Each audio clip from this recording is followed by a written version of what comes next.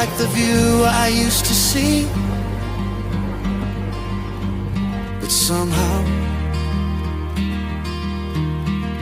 everything has changed. Everything is gone, and yet remains.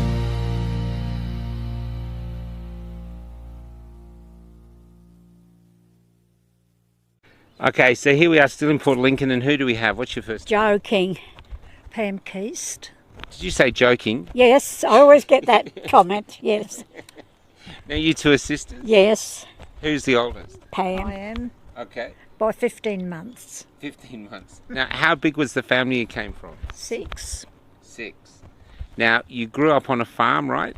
We did, and when we shifted to the farm, I was 4.5, and there was just like a roof, iron roof with uprights, and one small room in the corner that was full of rabbit burrows. And we slept in that room, us children, because there was only 3 of us at that stage. And Mum and Dad had packed all the chooks up, and they were running around us, and we were trying to eat, and the chooks were picking the food, and Oh, the chooks were in the house. Yeah, we only had one wall, didn't we? it was only one room, and the children slept there. We had to eat out under this shelter. Oh, wow. Yeah. So you didn't have, tell me the things that you didn't have the modern day people have. We didn't have power, we didn't have water, we didn't have phone. We only had an old buckboard car that didn't go very far. So no running water, no power. No phone. No electricity. We just had candles and kerosene lamps. How about a fridge? Like you have a nice... Ice chest originally. Then we got a kerosene fridge that used to smoke up the walls. Yeah. Yes, it was a very smelly thing. Now the other thing too is you could drive a tractor, but did you learn as well? No. But you could drive a tractor from what age? Probably about, I think it was about 10. And I think that's about when Dad got rid of the horse team that he used to work the land with. And these were Clydesdales? Yeah, they were. Yeah. Now tell us, you told us that story. What happened to those Clydesdales when they got the tractor? Well, Dad couldn't afford to feed them, so we had to take them up the back and shoot them. He was so upset. And that was 8 of them, you said? Yeah. Man, that must have been very painful. Was, yeah. Worst thing he'd ever done in his life, he said. And why did he have to do it? Because he couldn't afford to feed them because we didn't have the hay or didn't have the money to buy the hay. And the big horses, so they'd eat a lot. Yeah, true. Yeah. And we didn't really have the cleared land at that stage to be able to grow any extra feed because they needed all the land to crop to get some money in. What were you growing? Wheat, barley and oats. And now, were you using lots of fertiliser and chemicals then? No, we used to use super, but not. Dad used to, what you call fallow, wasn't it? You rest one thing and then you put something different in the paddock. Oh, so you let the ground rest and recuperate from the year. Yeah. So how big was the farm? I think 11,000 acres. Wow, it's huge. It's not very big really, Oh, maybe not in Australian standards, but it sounds pretty big. but it was a scrub block and there was only, I think, 2 small paddocks cleared when we went there. Okay. So our chooks, about 200 of them, kept Mum and Dad sort of afloat financially. Oh, with eggs? Yeah, Yes, send them we- down to Lincoln on the train. And you said that you went down to the train. You went down to Lincoln in the train. In the rail car. In the rail car, as against the goods train, yes. So you're talking the rail car. That's one of those wagons. You just open it up and sit inside it. That's correct. And the toilet was a hole in the ground and you had to sit on that so it would have went into the... Just fell out on the line. So how did you spend your time with no electricity? So no Instagram, no thing. How did you spend your time? Outside playing, making cubby houses and, we just loved it. And they used to grow in the trees. I think it was of some sort of a virus thing, but we used to call it snotty gobble. And it was all thick in the trees, and we used to climb up the trees and jump on it. You know, it's very strong. Really? Yeah. What is this, like a creeper or something? Yeah, yes, sort of. yes. Yeah. But they weren't terribly big, only about the size of these trees here. Yeah. So did you feel poor when you were young? No, we weren't. We thought we were all right. When we went to our neighbours and they had a decent house, we thought, gee, aren't they lucky? Aren't they so rich? How long before you finally got a house? We No, didn't. That's where we lived till we come back to Port Lincoln. Dad gradually enclosed that shed and built onto it a little bit, and we used to then share that space with the wheat seed for the next season. Yeah. So how did you handle the summers in a tin shed? So surely that would have been like an oven. How did you escape the heat? It was really hot. We'd have days and days of it, not like now. Yeah. Get under Mum's double bed or had a bathtub out the back. We'd sit in the water. We'd fill it up in the morning so that it stayed a bit cooler, and we used to be in and out that, except when we went to school, So you're talking 40-degree weather. at Yeah, least. yeah. At least. So they're saying it's climate change Yeah. now, but you actually grew up in real heat, Yeah, exactly. Yeah. living in a tin shed. Yeah, exactly. Yep. Wow. So you two have seen so much change in your lives. Yes, definitely. How do you think we've benefited and how do you think we've lost from all this change? Oh, that's a hard one. I don't think kids these days really know how to play and get enjoyment from that. They're too wound up in technology. So they miss out on a lot. Yeah. And we were healthy, we were outside, and we made Must have our been own as brown as buttons. Yeah. Used to climb trees and Mum would say, "Get down, you girls, you'll fall." Didn't take any notice of her, of course. But we were all avid readers. We Oh. read heaps. Wow. We had books and books and books. So is that from the library or you just picked them up wherever? There was no library anywhere near us. So where'd you get the books from? We got them for birthday presents and for Christmas. Oh, so you get books then and you'd read them throughout the year? Yeah, I was always reading. Yeah, I And read. what sort of things were you reading? Enid Blyton. Enid Blyton and what was it, the Five? Yeah, famous five. Famous Five or something, and comics. Yeah. The Phantom and Oh, fancy. Yeah, I yeah. used to read a lot Yeah. of comics. Yeah. What do you miss about that period? Oh, that's hard to say. I tell you why we shifted down here. Dad was a market gardener at Penindi, and he used to bring the vegetables in to sell at the shops, no supermarkets then, and he see the submarine in the harbour. So he thought it's time to get out of Port Lincoln because it was a war. So that's why we shifted up there. Okay. Yeah, So you shifted away because he thought maybe Yeah. Port Lincoln would be attacked. yeah. And I can remember Mum going out and ringing the cowbell. I said, "What are you ringing the cowbell for?" She said, "Because the war's ended." I didn't know what that was all about, but Wow, do you remember that moment? yeah. Oh, I do, yes. But I think the joy has gone out of a lot of people's lives these Yeah. days. And we used to ride a bike 3.5 miles to school and 3.5 miles home.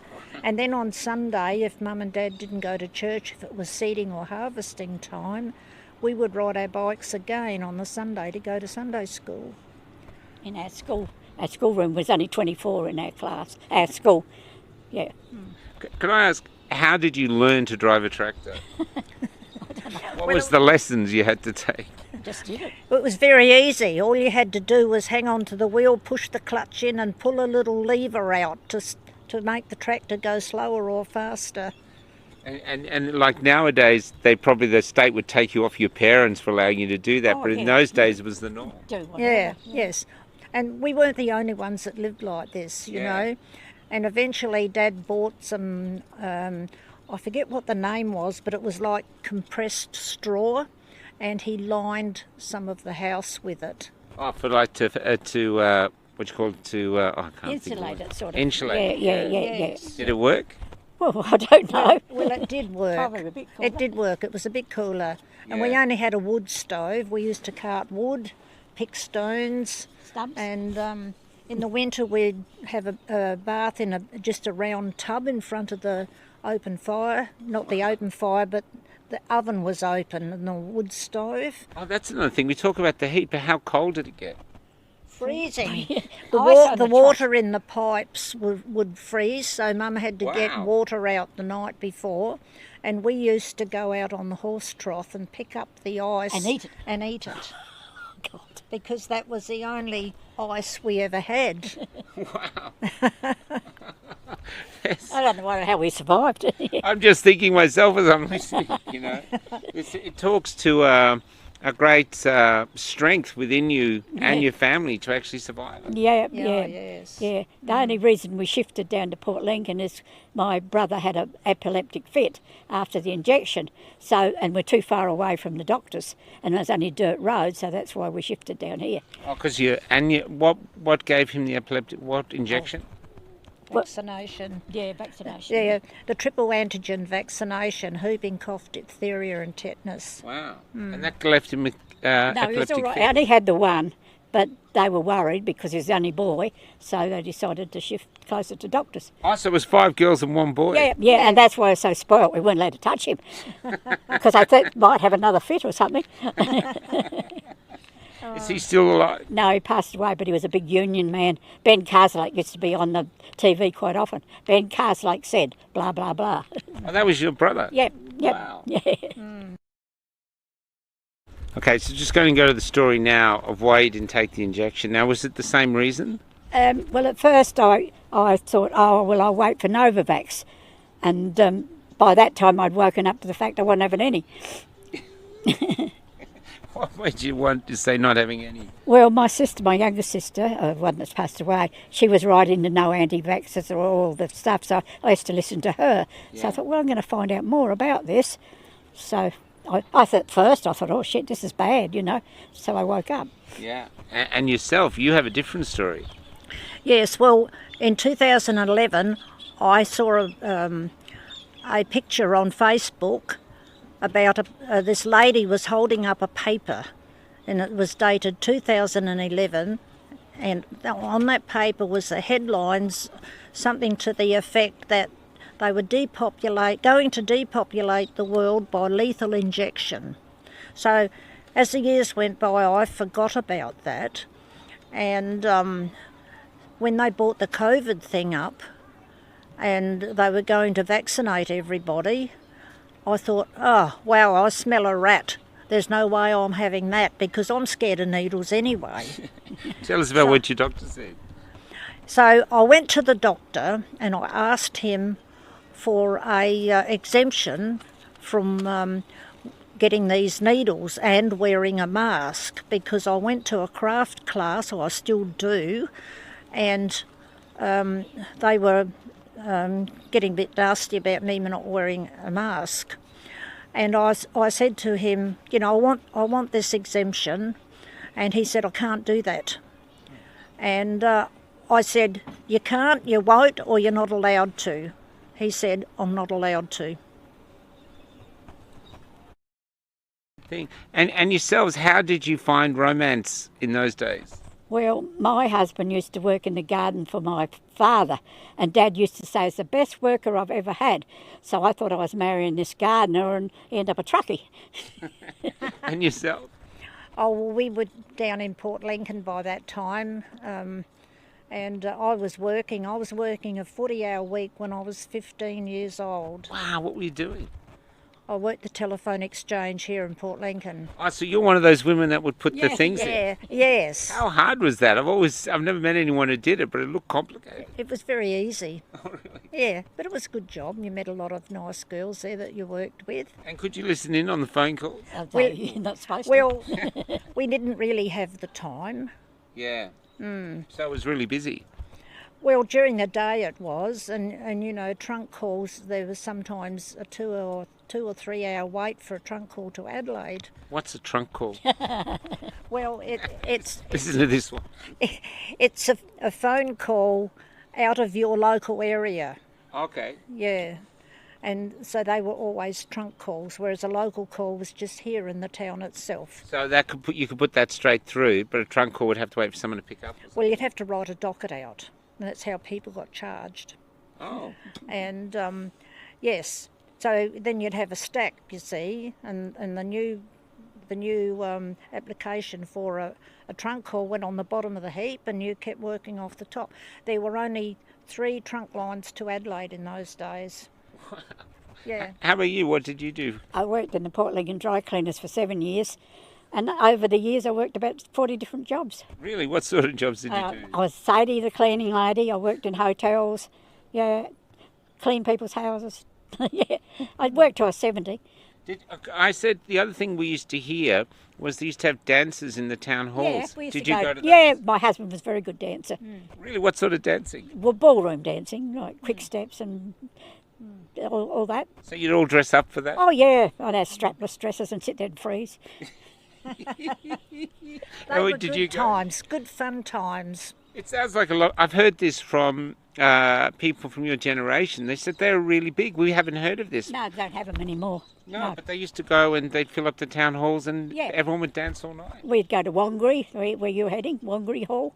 Yeah, I mean, Wangari. no Wangari. Oh, around the place, yeah. And did you go to them as well? Oh yes. Were you a dancer yourself? Sorry? A dancer yourself? Oh, we loved dancing. Yeah, yeah. We used to go every Saturday night. Sometimes I'd go 2 times a week to dances. Wow. And then we had 2 picture theatres here in those days, so we had a choice. And a And drive. often we went to the pictures, and when they closed about 11 o'clock, then we went to the dance. So the dance would be on at 11 o'clock. Oh yeah, yeah. How long would they go for? Well, about 11 o'clock. 12 o'clock. 12 was it? 12 o'clock they finished. Yeah. Wow.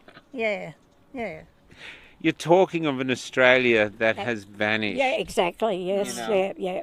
And a strength to the character of the people. There must have been. Was there a great sense of community in those days? Yeah, we used to know just about everyone in Port Lincoln in them days. Yeah. We'd go down the main street and see someone we knew, so we'd stop and talk. Yeah. You wouldn't want to do that now. Yeah. And it was always a thing on a Friday to park down the front street, because Friday was the big shopping day. There was only the front street then with the shops in. There was no Liverpool Street. So we used to sit there all dressed up. We'd get out and walk around for a bit, look at things, and then come back and sit in the car and say, oh, this one's wearing that and that one's wearing something else. Were you ever interested in politics? Who was the Prime Minister? Was it Menzies? Oh, I didn't follow politics then. I couldn't care less about politics. No, me either. We had nothing to be afraid of in those We didn't days. think we did. Our No. doors were never locked. The cars were never locked my car. Really? No, So you never locked the house, never locked the car? no. So how did this gradually change that suddenly it started? Do you remember when it started happening? You had started to have to lock up things? I don't Well, know. just slowly there were small changes creeping in, Yeah. and you couldn't really trust everybody that you met after a few years. Yeah. But my parents never locked their house up until about 1990. Wow. They slept all night with an unlocked door. We used to go to the pictures and walk home. We lived at Cardiff Road, so it was, how far was that? You wouldn't be game to do that now. You'd get mugged or something. What is your thoughts of the modern day Australia looking at where it is now? Well, it was a lot better in our day. You think because it's simpler? Oh yeah, much simpler, yeah. Yeah. And with yourself? Yes, I think a lot of the joy's gone out of living now. People are all out to take each other down over something if they've a mind to. Yeah. It's a really terrible situation, and yes, the old days were brilliant. How about religion? Did you go to church on Sundays? Was there a church nearby? I used to belong to Church of England. When we got married, the minister said, "Why are you getting married in the church?" And we just said, "Oh well, just because." We didn't really go to church. We did in earlier days, but not my husband and I didn't then. Yeah. And yourself? We always went to church when we were young, or in Sunday school. But that must have been where you were living. How far was it to the church from your park? It was at their school, so it was 3.5 miles. And did you walk there or you all ride there? How'd you get there? Sometimes, if Mum and Dad had time to go to church, we would all go together as a family. Otherwise, we rode our bikes there again just to go to Sunday school. But if your family took you there, did they take you in that old vehicle you said didn't go very Backboard, fast? old Chev. Yeah. So what is a backboard old Chev? Is it like a ute or something? Or... How would you put, Pam? It was one of those old cars, you know, with the soft roof, Yeah. how they used to have. And Dad had made it into, cut it down so that there were no back seat. and so he needed the place on the back to cart things around. So we just sat up on there. And We had to sit on the back all the way to Lockenbach after our vaccination and our arms would be aching. And So you'd be just sitting in the back, and I take it for granted there was no seatbelts in the back. no, don't be silly. No, never heard of seatbelts. yeah. Well, a few years later, Dad bought a different car that had like a dual cab kind of a setup. Oh, yeah. So we all 6 of us used to sit in there, and sometimes we were in the ute back that had a soft cover on it that used to clip down. Yeah, sometimes we'd just sit in there. But quite often it wouldn't start. So the old Chev would all start. If it was really bad, Dad would take us to school. The old Chev would start, but the Armstrong wouldn't start, so Pam had to tow it around the paddock with the tractor. You towed the car around with the tractor. Yeah. What? Yeah, because in the winter it got what Wet they used to wires? call wet wires. Oh. And so that, I don't know, I'm not a mechanic, but it's kind of shorted the engine out in some way or form. So, yeah, it was hard. They got hard to start. So you would tow the car around with your dad in the car and you were in the tractor, you towed around. Yes, Yeah. and when it kicked over, he'd toot. So then I'd stop the tractor slowly so that we didn't run over each other. Do you have any other memories from that time? Like, was there ever snakes or anything you had Oh, to yeah, do? remember Pam jumped over the fence when there was a snake outside? Oh yes, I jumped a big high fence because I was either that or tread on the snake. But we had snakes in the house and they were looped up over the curtain rod. I love how she goes, Most people would still be running. You remember there was a little snake in Bev's toy box? You see that my mum's sister was looking after us. Auntie Dory, there's a little crawly thing in my toy box. It was a baby snake. None of you ever got bitten? No. No, we didn't. Well, you knew the dangers, and you had to be aware of your surroundings, not like kids these days. So the parents let you be, though. You'd figure it out yourselves. They went like helicopter parents now, constantly monitoring you. No, we just did our thing. Got up and worked, played all day and then come in when it was tea time. Mum would say goodbye to us in the morning on the weekend when it was school, and she'd call us in for dinner at night. As elders in the community now, not saying you're old, just saying elders, what advice would you have for our Prime Minister at the moment? Sack him. Did you hear that? I did. I think he needs to retire and let somebody else run the country, or give it a go anyway, because there's somebody else pulling his strings, I feel. Anything else you'd like to say? No, not really, I don't think. Thank you for a beautiful interview yourself. Thank you. Thank you so much. It's been really great to have you here. Oh, We're it's very a pleasure. privileged to have met up with you and Kel, and we'll always be grateful, and we wish you all the best in the future. Keep safe. Well, I got an idea that this might go viral, so they might need a vaccination against you too. Oh, really? Oh, dear.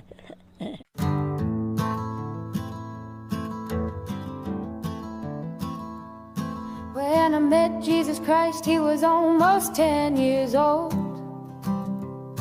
And he was helping his mother push a trolley full of all they owned. And because they couldn't find an inn they could get in, they were heading to the city and leaving Bethlehem. Couldn't you perform a miracle? I'm out of them, he said.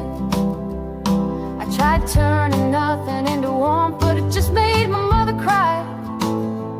It just made my mother cry. Mary Magdalene has become a man, and tonight he's old, and she has been riding my tram. Now it's late and she's trying to sleep beneath a poster for a bank.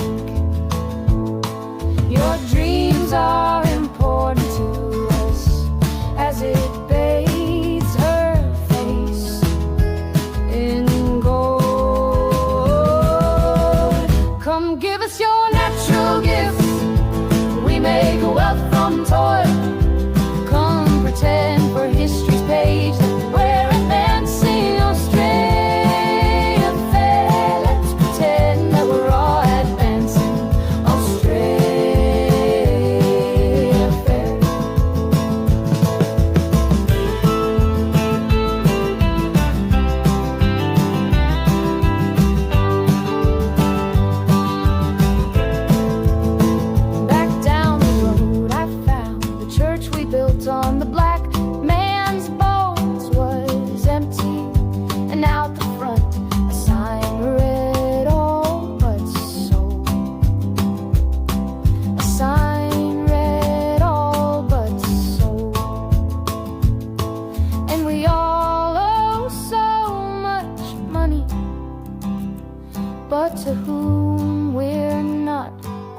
shore.